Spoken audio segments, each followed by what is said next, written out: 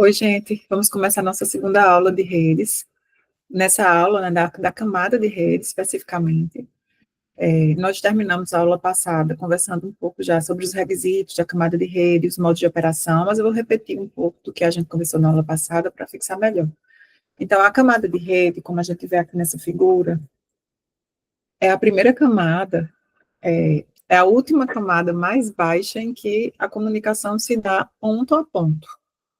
Então, o protocolo de rede que está nessa máquina, ele vai conversar com o protocolo de rede que está na próxima máquina do caminho até o destino, que seria essa máquina aqui. Então, todo o tráfego da rede vem de uma aplicação que quer se comunicar com outra aplicação que está na máquina destino, e esses dados vão descendo nessa pilha aqui de camadas, nessas camadas de arquitetura de rede, até chegar no meu físico, onde esses dados são transferidos. E em cada ponto da rota entre a origem e o destino, esses dados vão subir até a camada de rede, e se aquela máquina não é a máquina destino daqueles dados, eles vão novamente descer pelas camadas e voltar para o meu físico para ser transmitido para o próximo ponto. Esse ponto, né, que eu estou falando ponto, também conhecido como hop, é o próximo roteador que vai receber no caminho, né, entre a origem e o destino, aqueles dados para que uma nova decisão de roteamento seja tomada. Então, é nessa camada de rede que o processo, né, a aplicação dessa camada de rede, que vai ver os dados, vai olhar quem é o destino daquele dado, e vai tomar uma decisão de roteamento. Ou seja, se essa máquina aqui, se ela está conectada a vários enlaces de rede, se ela tem várias interfaces de rede nela, a decisão de roteamento tem que decidir para que interface, por qual interface eu vou enviar esses dados para que cheguem no próximo ponto, e lá no próximo ponto uma nova decisão parecida com essa vai ser tomada. Então, essa é a principal razão da camada de rede existir, tá? A camada de rede, ela pode ser vista como o coração da rede, porque sem essa decisão de roteamento, a gente não vai conseguir chegar de uma origem e um destino, passando por diversos sistemas autônomos, por diversas subredes que estão conectadas pelos roteadores de bordo. Então, esse caminho que os pacotes levam desde a origem até o destino, né, a escolha desse caminho, a gente chama de roteamento. E essa é a função mais importante da camada de rede, que é essa camada que a gente está estudando agora, tá? Existem duas formas de funcionamento dessa camada, mas antes disso, vamos ver isso tudo, aqueles exemplos, a gente viu tudo na aula passada, então por isso que eu vou pular. Mas quando a gente vai, quando nós chegamos à camada de rede, a padronização, né, das camadas pelo RMOS vai indicando quais são as responsabilidades de cada camada e quais são os requisitos da camada de rede para que quem quiser desenvolver um software que corresponda a essa camada possa ser capaz de desenvolver. Então, falando em bem alto nível, os principais requisitos para essa camada de rede, para a gente pensar nessa camada de rede, seria ser independente da tecnologia de transmissão, ou seja, é uma camada de rede que ela não deve se preocupar em modificar a forma de trabalhar dependendo da tecnologia de transmissão que está abaixo, ou seja, do meio físico. Ela precisa esconder da camada que está acima dela, que é a camada de transporte, a topologia da rede. Então, para a camada de transporte, não importa se existem muitos roteadores conectados entre si, se é uma rede totalmente conectada, se não é, quantos sistemas autônomos tem, se essa rota, por onde é que esses dados vão passar, nada disso importa. Tudo isso é escondido pela camada de rede, que simplesmente oferece o serviço de, dado que a camada de transporte pede para entregar uma mensagem a um destino, a camada de rede vai fazer o melhor esforço dela para entregar essa mensagem para esse destino que foi solicitado pela camada de transporte. E quem desenvolve a camada de rede tem que pensar nos endereços, os endereços únicos que os componentes da rede vão ter que ter para serem identificados unicamente. Então, quando eu falo, na camada de rede, eu vou olhar quem é o endereço do destino. Então, cada tecnologia de rede, cada arquitetura, né, vai implementar um certo tipo de endereçamento. A gente aqui vai se focar muito mais na arquitetura TCP/IP, então, em outras aulas futuras, a gente vai ver como é que funciona o endereço IP, que é o tipo de endereçamento que é usado na camada IP de rede da arquitetura TCP/IP. Então, são essas as três características. E, ao desenvolver essa camada de rede, né, que ela vai fazer a entrega de um pacote da origem até um destino, tomando decisões de roteamento para que esse pacote possa atravessar uma rede, seja uma rede enorme, passando por muitos sistemas autônomos, ou que seja uma rede próxima, mas é essa camada que vai ter que rotear essa mensagem até o destino. Então, essa camada, ela opera, ela pode oferecer um serviço de duas formas diferentes, tá? Então, cada vez que alguém vai desenvolver essa camada, tem que tomar inicialmente essa decisão. É uma camada que vai operar com conexão ou sem conexão. Com conexão é muito parecido, é como o telefone. Então, quando você disca para uma pessoa, estabelece-se uma conexão entre a origem e o destino. É nesse momento de estabelecer a conexão que as decisões de roteamento são tomadas, e a partir daí, todas as mensagens que vão trafegar entre essa origem e esse destino através dessa conexão, que é chamada de circuito virtual, vão trafegar pelo mesmo caminho, que foi aquele caminho decidido inicialmente quando o circuito virtual foi estabelecido. Já numa rede como a internet, o TCP/IP, uma rede de computadores, o TCP/IP funciona sem conexão. Sem conexão, cada pacote que é enviado de uma máquina origem para uma máquina destino, mesmo que faça parte de uma mesma conversa, de uma mesma sessão, eles vão ser roteados independentemente uns dos outros. Significa que um pacote que foi enviado antes pode até chegar depois de um outro pacote que foi enviado depois, caso eles tenham tomado rotas diferentes, exista uma diferença de desempenho entre essas rotas. Então, não tem nessa rede não há garantia de que um pacote, que a ordem que os pacotes são enviados vai ser obedecida. Já quando a gente tem uma rede de circuito virtual, essa ordem é estabelecida. As decisões de roteamento vão ocorrer nas redes sem conexão com muito mais frequência, porque cada pacote vai ser roteado independente um do outro. Enquanto que numa rede com conexão, a decisão de roteamento ocorre apenas quando a conexão é estabelecida, e depois todos os pacotes seguem o mesmo caminho. O serviço não orientado à conexão, a gente vai estudar muito mais esse serviço aqui, já que a gente vai focar mais no TCP/IP. Ele foi desenvolvido para garantir a comunicação, mesmo quando uma parte da rede cair. Então, quando a gente tem um serviço de circuito virtual com conexão, se um roteador, por exemplo, falhar no meio desse circuito virtual, né? Um roteador que faz parte dessa rota entre o cliente, a origem e o destino. Se ele falhar, todo esse circuito virtual vai parar de funcionar porque quebrou-se aquele caminho virtual que existia entre a origem e o destino.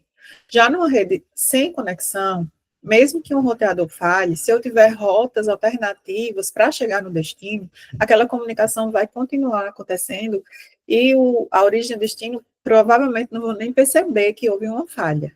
Então, essa é a principal razão para que quem especificou o TCP/IP tenha especificado dessa forma. Os pacotes de dados, né? Essas mensagens trocadas entre origem e destino, na camada de rede, sem conexão, a gente chama eles de datagramas. Então, os datagramas são injetados individualmente na rede, vão ser roteados independentemente uns dos outros até que se chegue na máquina de destino. Em cada ponto onde aquele pacote chega, né? Como naquela figurinha que a gente viu, como nessa figura, aqui é a máquina origem, os dados vão descer, quando chega aqui na camada de rede, toma-se uma decisão de roteamento, né, para qual linha de transmissão das que eu tenho acesso, eu vou enviar esse datagrama. E aí decide Quando chega no próximo componente, no próximo hop, a mesma decisão vai acontecer aqui na camada de rede, dado que eu estou conectado a, sei lá, um exemplo, 5 roteadores diferentes, para qual deles, e dado que essa mensagem vai para o destino X, para qual desses roteadores eu vou enviar essa mensagem, vou rotear por onde essa mensagem. Então, isso vai acontecendo até que esse datagrama chega na máquina de destino, e aí sim ela sobe até as camadas superiores para que seja entregue ao processo que está aguardando aquela mensagem específica. Então, em todo ponto, em todo hop, por onde esse datagrama trafega, vai ocorrer essa decisão de que enlace, de que linha de transmissão daquele equipamento vai ser usada para transmitir aquele pacote. Então, obviamente, que se a gente estiver falando de um roteador de backbone, de nível, roteador de nível 1, roteador que é muito importante, ele vai ter dezenas ou até dezenas e dezenas, talvez mais, de linhas de transmissão. Ele está conectado a dezenas de outras redes, então ele tem muitas possibilidades de decisão ali. Se eu estou falando do meu computador aqui, que está conectado só ao roteador aqui na minha casa, então a gente está falando de uma decisão muito mais simples, né? Se não for para a rede local, envie para esse roteador, porque não tem outra coisa diferente a ser feita, tá?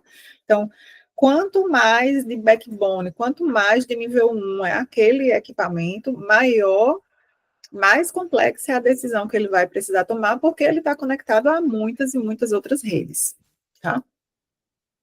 Essa decisão de roteamento, ela não ocorre como uma mágica, assim como qualquer decisão na vida, a gente precisa de informação. Então, os roteadores, quando essas mensagens chegam na camada de rede, o componente da camada de rede vai olhar quem é o endereço do destino, da máquina destino, daquele pacote, e vai olhar em sua tabela de rotas, dado que o destino é aquele, para qual linha de transmissão dele ele vai, por qual linha de transmissão ele vai enviar aquele datagrama. Então, essa tabela de rotas, ela pode ter dados diferentes, eu posso falar que é a interface de rede, que eu vou falar por onde eu vou mandar, ou eu posso falar de endereços, mas o que ela tem, basicamente, é uma informação assim: se você receber, se o destinatário estiver nessa rede X, envie por essa linha de transmissão. Se estiver na rede Y aqui, envie por essa outra linha. Se estiver na rede Z, envie por essa outra linha. Se não tiver em nenhuma dessas, envie por essa, que essa aqui é a linha de transmissão default minha. É algo parecido com isso, a informação que tem numa tabela de rotas.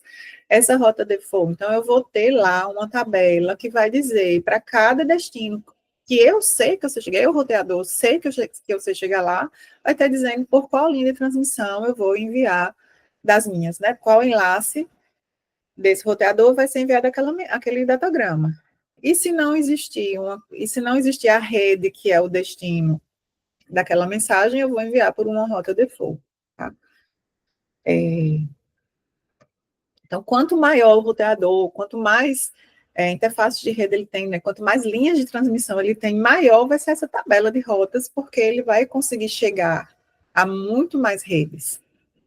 Qualquer computador que tem uma interface de rede vai ter uma tabela de rotas. Meu computador tem, os computadores de vocês estão todos conectados em rede, tem uma tabela de rotas lá, mas é uma tabela muito simples, como a que eu já falei. Se for aqui para um endereço da rede local, aí você já envia diretamente. Se não for, você vai enviar para o roteador que está ali na sua casa, que é ele que vai se preocupar em rotear no backbone da internet até chegar no destino. Então, aqui nesse exemplo, que é um exemplo que eu tirei do livro, tá?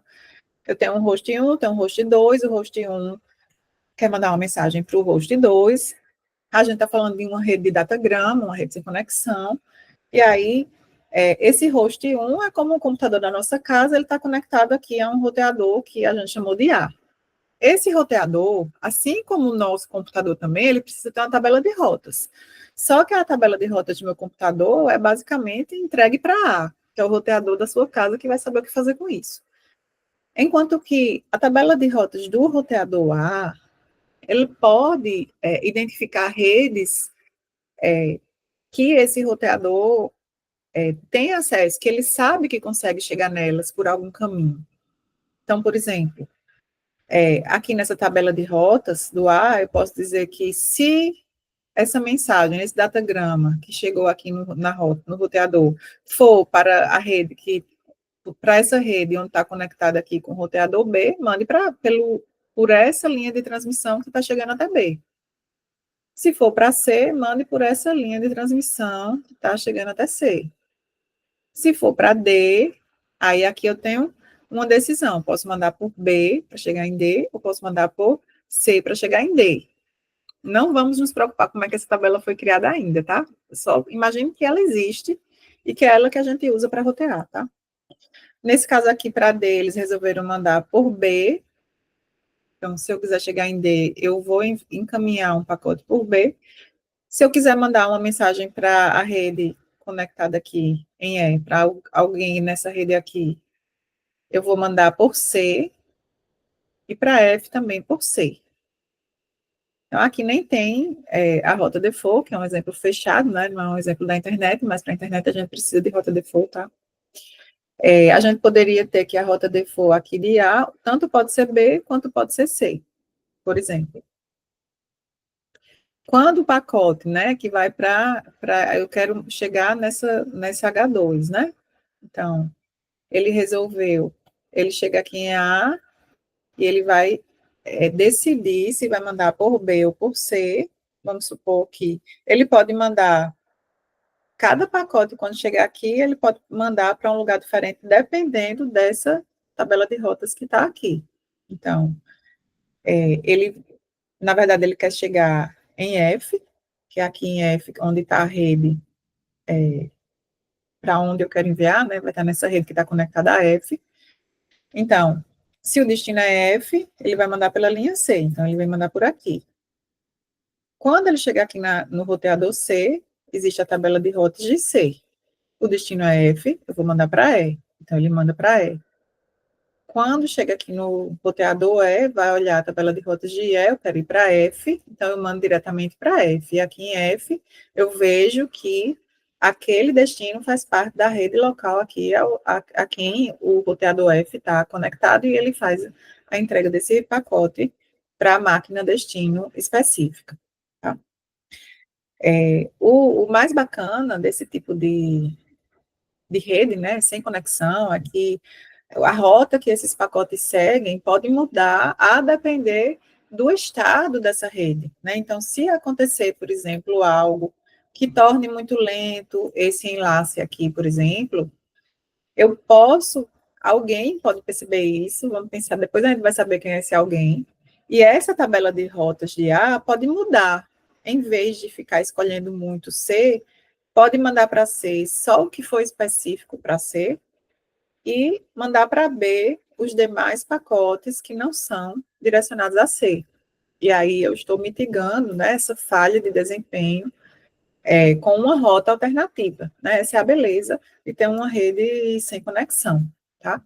No serviço orientado à conexão, a gente estabelece aquele circuito virtual, é parecido com o do telefone, e se acontece um problema como esse, se o circuito virtual entre o host 1 e o host 2 foi estabelecido, passando por A, C, E, F, todas as mensagens enviadas pelo processo 1 por esse circuito vão seguir esse mesmo caminho.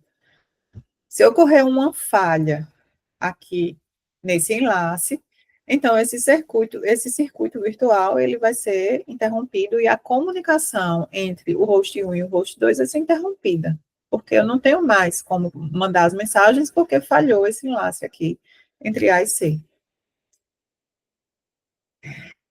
Então, quando a gente está falando de uma rede de datagrama, cada pacote carrega o endereço tanto da máquina origem quanto da máquina destino. Já no circuito virtual, cada pacote carrega apenas um identificador do circuito virtual que ele deve seguir.